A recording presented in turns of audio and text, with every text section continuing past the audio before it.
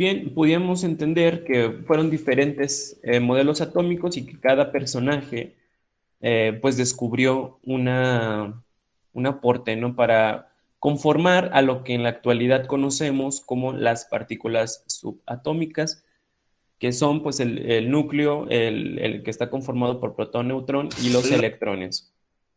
Llegábamos aquí con ese señor que habla sobre los niveles de energía y el modelo atómico, que es Bohr, un gran científico, Niels Bohr, científico danés, que pues él propone un nuevo modelo para el átomo. A diferencia de Rutherford, pues veíamos que pues él decía que tenían un comportamiento orbital, que en el centro pues había un núcleo y que pues alrededor giraban, ¿no?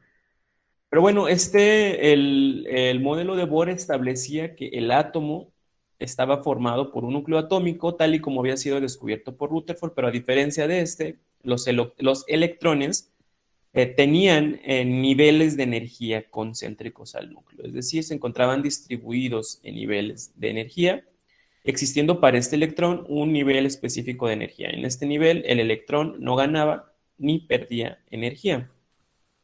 Y bueno, en su modelo Bohr especificaba que dentro del átomo existían 7 niveles o capas de energía donde se localizan los electrones y que la energía de cada uno de ellos está en forma de cuantos o paquetes de energía, es decir, la energía de los electrones dentro del átomo está cuantizada y que ésta aumenta del nivel más cercano al núcleo al más alejado de él.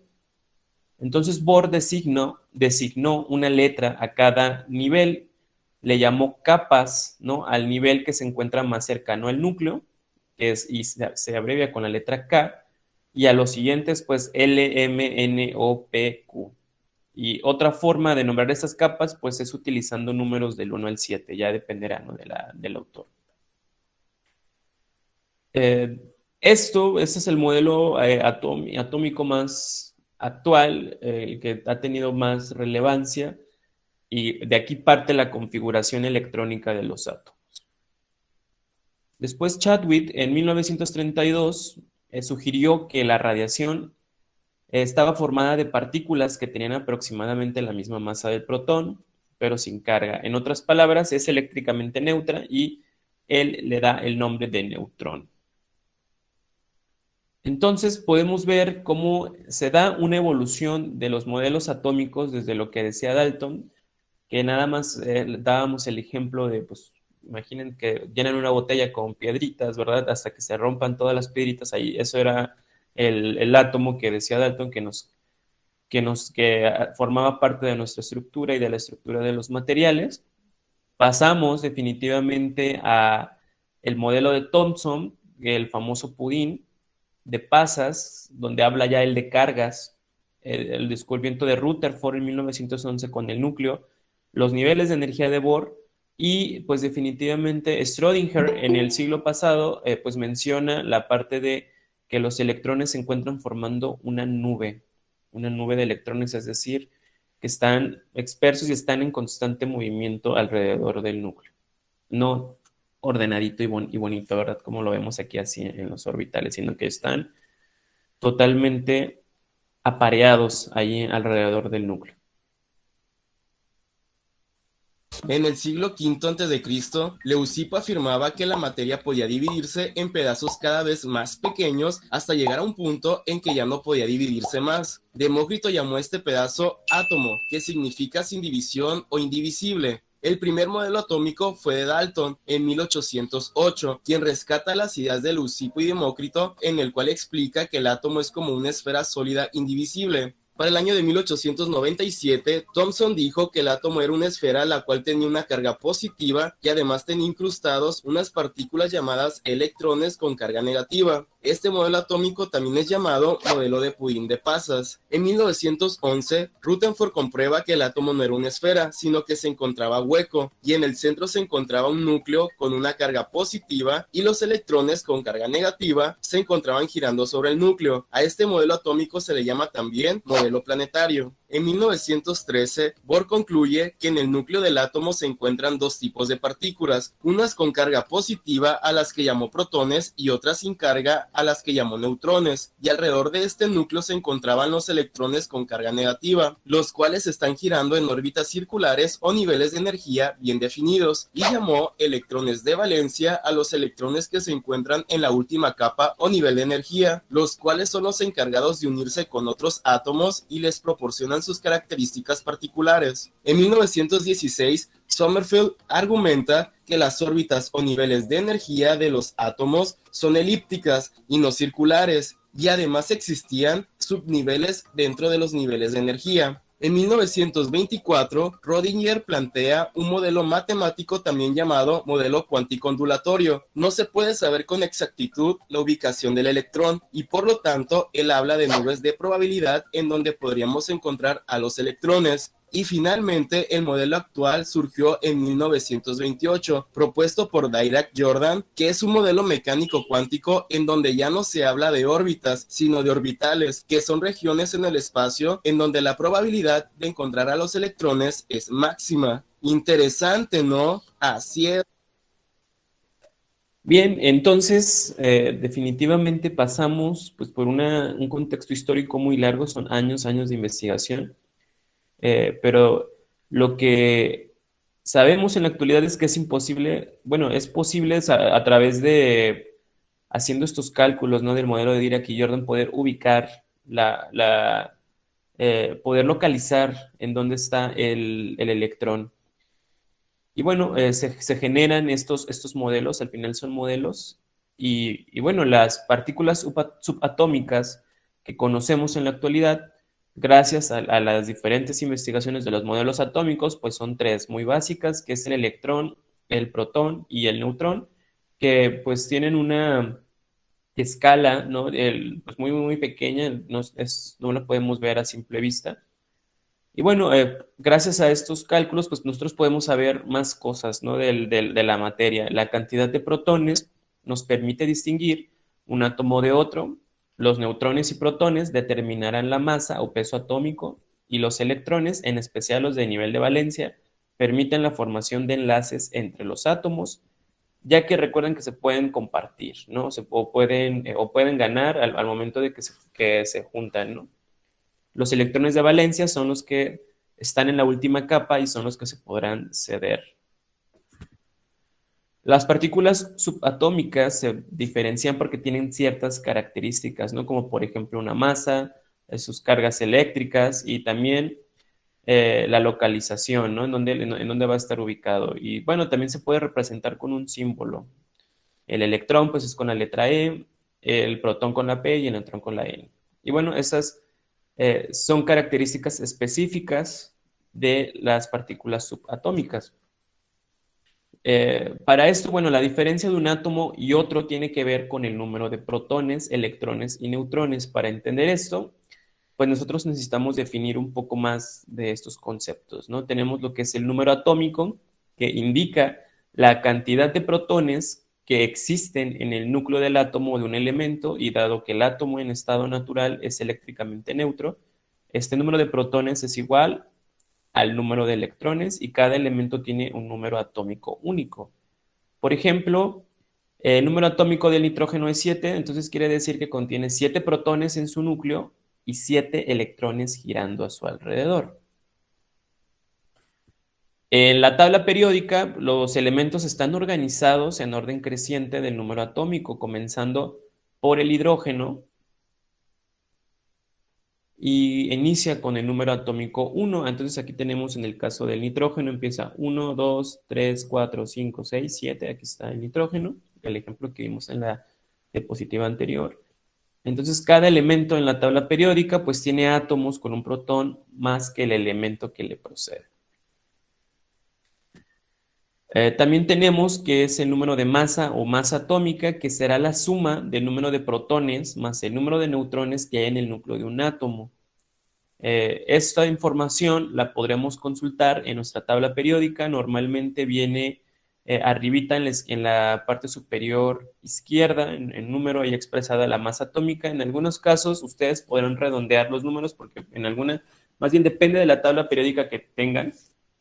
En algunas ocasiones, pues viene, por ejemplo, 15.68 Y pueden hacer ustedes esos cálculos redondeándolos, ¿no? Al 16, al siguiente. Y también, bueno, tanto la masa atómica como el número atómico y el símbolo pues se encuentran expresados en la tabla periódica de manera resumida. Hay unas tablas periódicas muy sofisticadas que incluso también contienen la configuración electrónica. Bueno, debido a estos descubrimientos, pues a los átomos de un mismo elemento que tienen igual número de protones y electrones, es decir, que tienen un igual número atómico, pero diferente número de neutrones, difieren en su masa atómica. Para esto se les da el nombre de isótopos, ¿no? Tenemos el caso del cloro. El cloro tiene dos isótopos, uno con número de masa 35 y con una abundancia de 75.4% y otro con número de masa 37 que tiene 24.6 de abundancia, por lo que su masa atómica promedio es de 35.492 UMA. Entonces, la masa atómica de un elemento es un promedio ponderado de las masas de todos los isótopos naturales del elemento. Generalmente, pues a la masa atómica se le conoce también como peso atómico y se calcula pues a través de la siguiente fórmula, ¿no? La que estamos ahí observando. Normalmente estas fórmulas se ven en química 2, toda la parte del concepto de mol, etc., normalidad, porcentualidad, es parte del siguiente curso. Entonces, la masa de un átomo depende de la cantidad de neutrones y protones que contiene. La suma de protones y neutrones siempre es un número entero. Entonces, no puede haber fracciones de protones ni neutrones por manera convencional. A nivel internacional, los científicos pues dijeron que pues, no podríamos ser tan exactos. Ya vimos en la historia de los modelos atómicos cómo los últimos modelos, o sea, de ser tan convencionales, pues se volvieron muy complejos, ¿no? No podríamos entender qué tan complejo puede trabajar un átomo si tendríamos que hacer fracciones. Habría un margen de error muy amplio. Entonces se llegó a un acuerdo en el que es necesario que se manejen puros números enteros.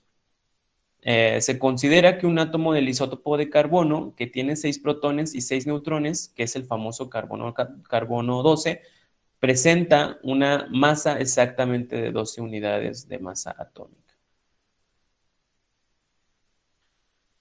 Bueno, pues, ¿cuáles son las aplicaciones de los isótopos? Tanto, bueno, en diferentes sectores, pues más que nada en la parte de la radioactividad, ¿no? Se han descubierto dos grandes tipos de isótopos, unos que son radioactivos y los otros que no son no radioactivos. Los primeros son muy inestables, mientras que los segundos sí son estables. Los isótopos radioactivos son conocidos como radioisótopos y buscan una forma de estabilizarse y emiten algunos de los tres tipos de radiación conocidos. Incluso también sufren cambios nucleares, convirtiéndose en otros átomos más estables, aunque también pueden dar origen a átomos de isótopos radioactivos. En aquel momento, cuando estaba trabajando la señora Marie Curie, no sé si alguien ha escuchado hablar de Marie Curie. Yo he mirado una película. ¿Qué te pareció la película, Margarita? No sé, realmente me gustó, me sorprendió el ver cómo ella se esforzó mucho tiempo, porque es una dedicación de mucho tiempo para lo de la radioactividad, todo lo que hizo, y luego cuando la hija le pide que pues que ayude, ¿no? Con eso que ella sabe, que ayude por lo de la enfermedad que tenía. Querido Timmy Movie, ¿quién inventó la radioactividad? ¿Pero qué inventó, qué vio Marie Curie?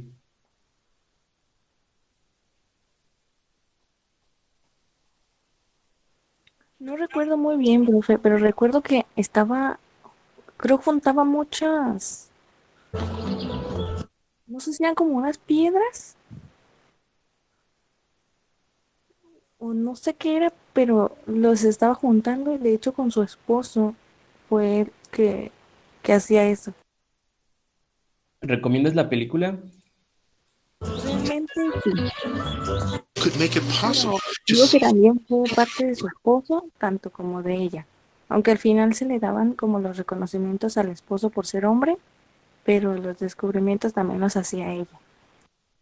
Claro, eso es cierto. Muchos de las grandes investigaciones que hacían las mujeres no eran reconocidas en esa época de la historia. Entonces eso fue muy triste, ¿no? Yo considero que a pesar de todo, también tenían la capacidad.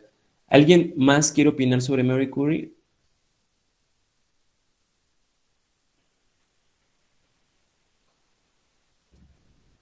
¿O escucho hablar de Marie Curie? 95. Capaces de atravesar rayos X. Trabaja en su laboratorio con una bobina. Bien. Y creo que fue con lo del cáncer, ¿no, profe? Que miraba lo del cáncer. Sí, vamos a ver un poco de eso. De inducción genera alta tensión que envía, a través de 2 electrodos metálicos, a un amplio tubo sellado al vacío. El tubo produce fluorescencia. Por casualidad, Röntgen descubre que una pantalla cubierta con platinocianuro de bario también produce fluorescencia.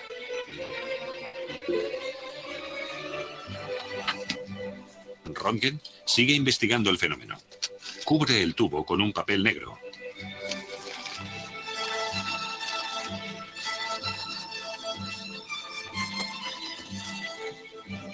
La pantalla sigue produciendo fluorescencia.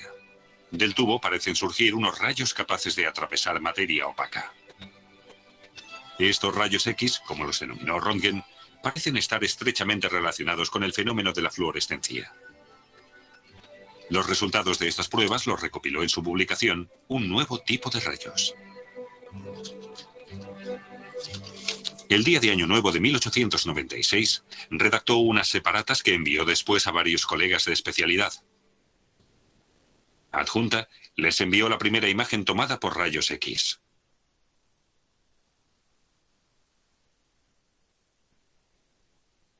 Uno de los destinatarios fue el matemático y astrónomo francés Henri Poincaré, de París.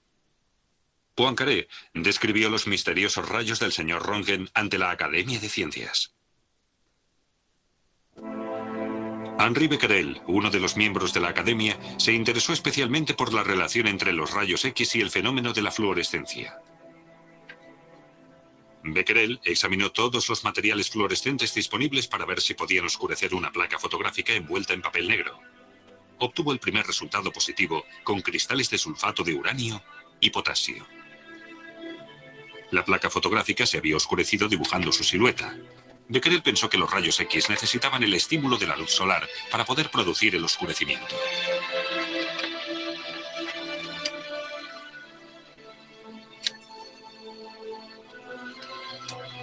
Pero cuando se disponía a seguir investigándolo, el tiempo cambió y el sol se escondió.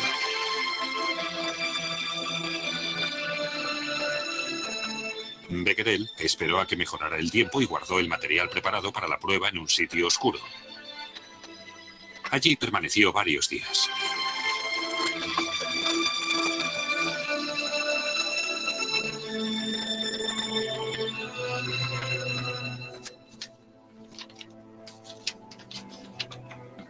El 1 de marzo de 1896, Becquerel reveló la placa.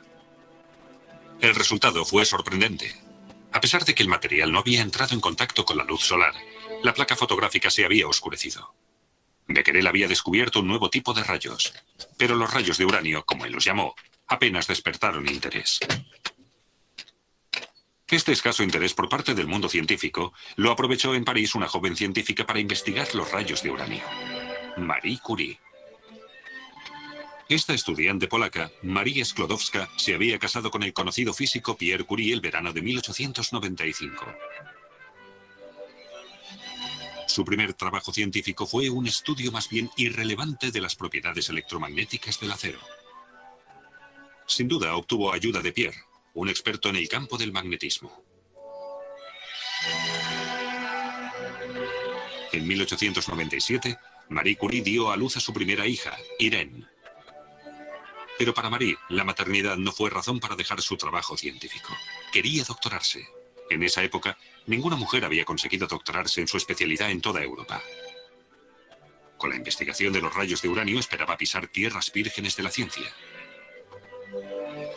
Y apenas tardó unos días en obtener su primer éxito. Marie Curie descubrió el torio, un nuevo elemento con radiación. Más tarde afirmó que la actividad de los compuestos de uranio o torio es siempre proporcional al número de átomos de uranio o torio que contengan, independientemente del tipo de combinación química de la que se trate. Pero había dos minerales uraníferos, entre ellos la pechblenda, con una radiación mayor de la que les correspondería por su contenido de uranio. Así que se dispuso a fraccionarlos. Los Curie comenzaron su primera prueba con 100 gramos de pechblenda. Marie disolvió la pechblenda triturada en ácido y separó los elementos que contenía con los métodos clásicos de la química analítica.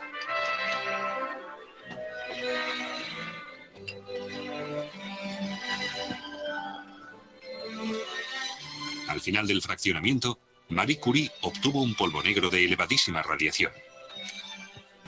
En honor a su patria, decidió llamar al nuevo elemento allí formado polonio. El comportamiento de esta sustancia de elevada radiación lo describió con el término radiactivo.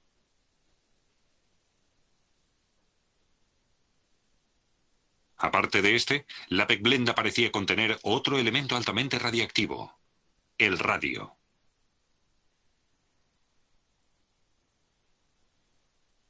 En 1899, los Curie cogieron 1 tonelada de residuos de las minas de pechblenda de St. Joachimsthal, Bohemia.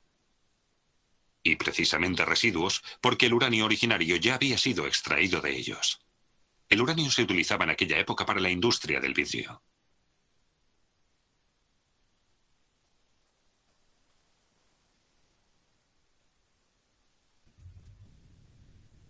Marie Curie se encargó de la escrupulosa separación de los materiales, mientras que Pierre se ocupó de las mediciones. En esta cadena de trabajo, Marie eligió sin duda la labor más peligrosa. Pero en aquella época, apenas se conocían de los terribles efectos de la radiación en los seres vivos.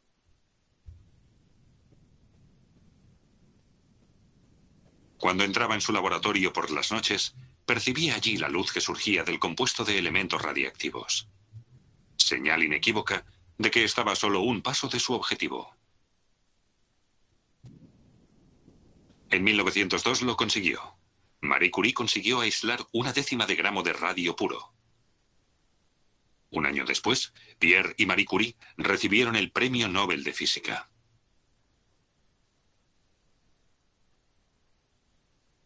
Los Curie compartieron el premio con Henri Becquerel, el descubridor de la radioactividad. En 1911, Marie Curie volvió a recibir el Premio Nobel, esta vez de Química. La radioactividad es una propiedad del núcleo atómico. Un núcleo inestable emite radiación para de esa forma volver a estabilizarse. En la radiación pueden intervenir también haces de partículas como los núcleos de átomos de helio o los electrones. Por otra parte, de otros núcleos pueden emanar ondas electromagnéticas muy energéticas. En 1920, Marie Curie comenzó a acusar en su salud las consecuencias de su trabajo. Sin embargo, realizaba cada vez más viajes para dar charlas y congresos. El 4 de julio de 1934, Marie Curie murió como consecuencia de las décadas de contacto despreocupado con sustancias radiactivas.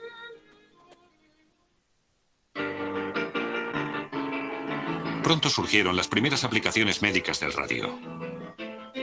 Se utilizaban parches de radio para tratar tumores cancerígenos.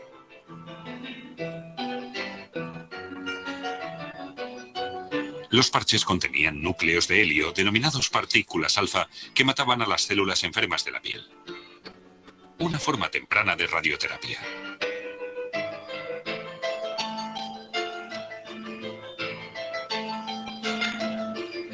Trágico fue el destino de las pintoras industriales. Con finos pinceles aplicaban una radiactiva pintura luminiscente en los círculos de los instrumentos de los aviones. Las pintoras aguzaban los pinceles con la boca. Muchos años después, la mayoría de ellas murieron de cáncer. En 1935, la hija mayor de Pierre y Marie Curie, Irene, ganó junto a su marido, Frédéric Joliot Curie, el premio Nobel. Un año antes habían descubierto que las emisiones de un núcleo atómico podían inducir emisiones radiactivas en otro.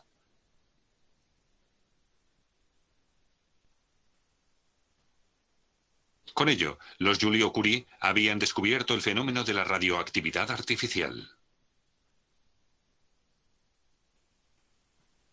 Frédéric Joliot, un físico nuclear destacado en Francia, se puso al frente del movimiento pacifista de su país. Bien, pues prácticamente lo que acabamos de ver es que sí, efectivamente se trataba el cáncer, pero lo que no sabían en este caso Marie Curie, es que efectivamente el tamaño, pues como es algo tan pequeño, también tenía la capacidad de dañar nuestras células, específicamente nuestro ADN, desencadenando la reproducción acelerada de células, que pues es el cáncer. Imagínense, o sea, siento que era una familia de genios, o sea, la señora Curie fue un premio Nobel, tuvo hijos, fueron premio Nobel, entonces siento que eran muy, muy, muy listos, ¿no? Todos, la verdad. Hasta la fecha, yo sé que la compañera que habló de la película, dicen que pues no, su tumba se encuentra muy protegida, ¿no? Con plomo, porque pues sigue siendo radioactiva. A lo que llamamos pues esa radioactividad es que pues definitivamente el núcleo se tiene que estabilizar, entonces en esa estabilización pues va a liberar partículas, y ya después los hijos descubrieron que al liberar esas partículas también pueden pegarle a otro núcleo y desencadenar una serie de reacciones, ¿no?, que llevará a cabo, y que después con el proyecto Manhattan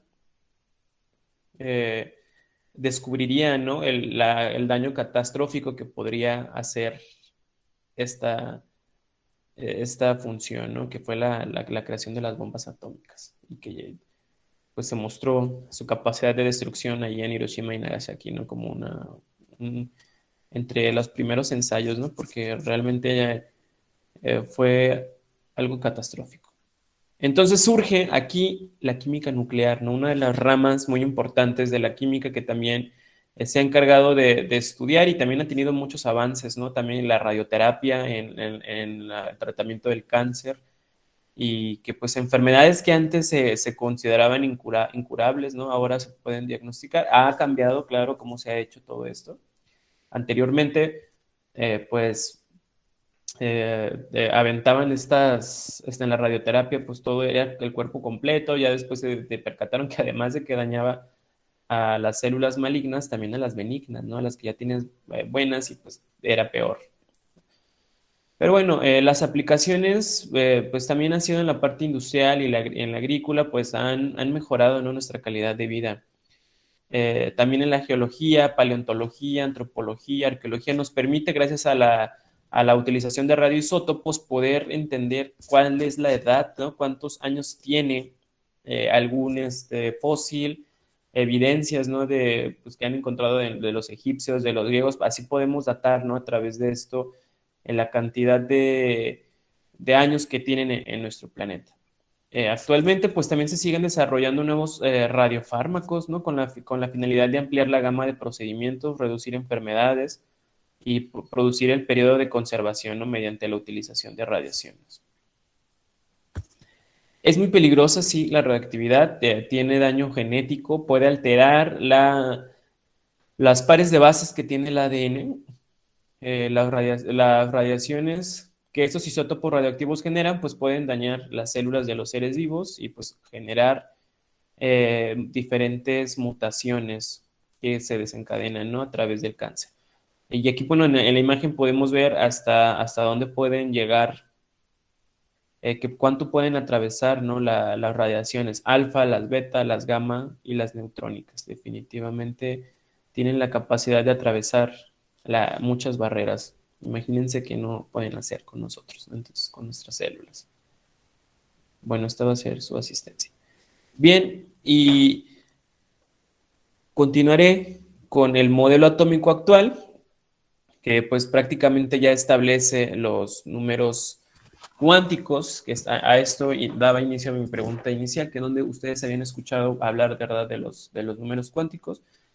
Y bueno, se basa en una rama de la física conocida como la mecánica cuántica o la mecánica ondulatoria, fundada principalmente por Schrödinger y Heisenberg. La mecánica cuántica, también es conocida como mecánica ondulatoria, se encarga de estudiar el movimiento de las partículas pequeñas como el electrón.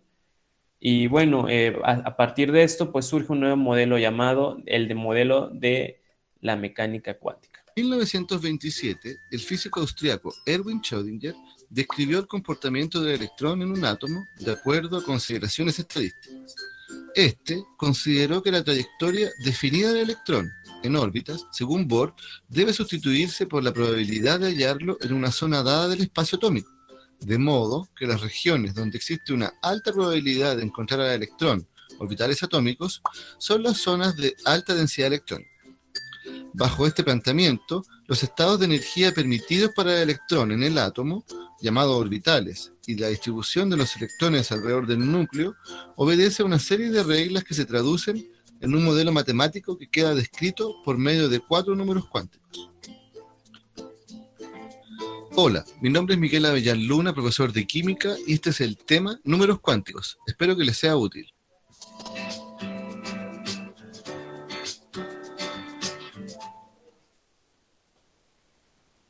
Número cuántico principal, n. Está relacionado con la energía del electrón y corresponde a los niveles de energía de este. Estos niveles aumentan de tamaño a medida que nos alejamos del núcleo. Los valores que puede adoptar están limitados a los números naturales. Posee valores n igual a 1, 2, 3, 4, 5, 6, etc. Imaginemos la siguiente configuración electrónica. 1s2, 2s2, 2p4. El número cuántico principal n para el último electrón localizado es 2, nivel donde está localizado el electrón. Número cuántico secundario, L. Designa la forma del orbital y representa la existencia de subniveles de energía dentro de cada nivel. Toma valores según el orbital en que se encuentra el electrón. Imaginemos la siguiente configuración electrónica. 1s2, 2s2, 2p4. El número cuántico secundario L para el último electrón localizado es 1, valor que toma el orbital p. Número cuántico magnético m sub L. Representa la orientación de los orbitales y está relacionado con la orientación magnética del orbital en el espacio.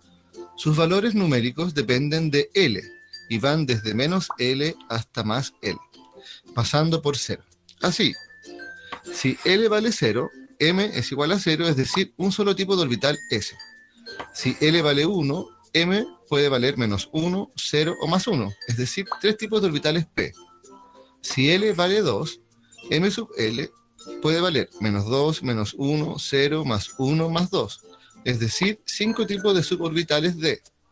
Si L vale 3, M sub L puede valer menos 3, menos 2, menos 1, 0, más 1, más 2, más 3, es decir, 7 tipos de suborbitales F. Imaginemos la siguiente configuración electrónica. 1s2, 2s2, 2p4.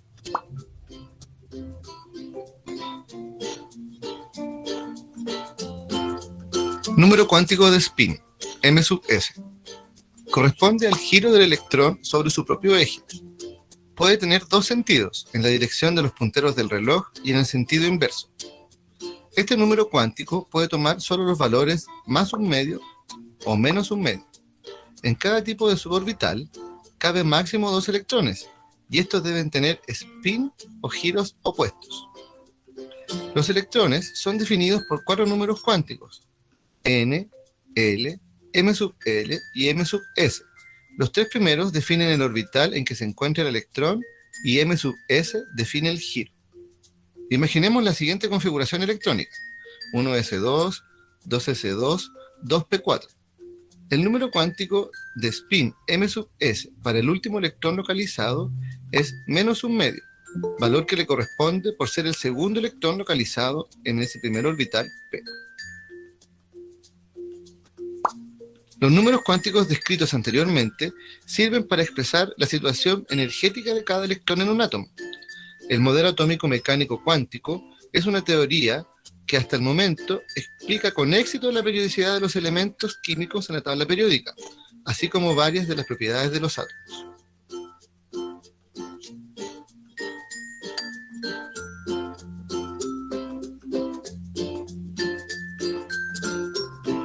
Pregunta. Indique cuál grupo de...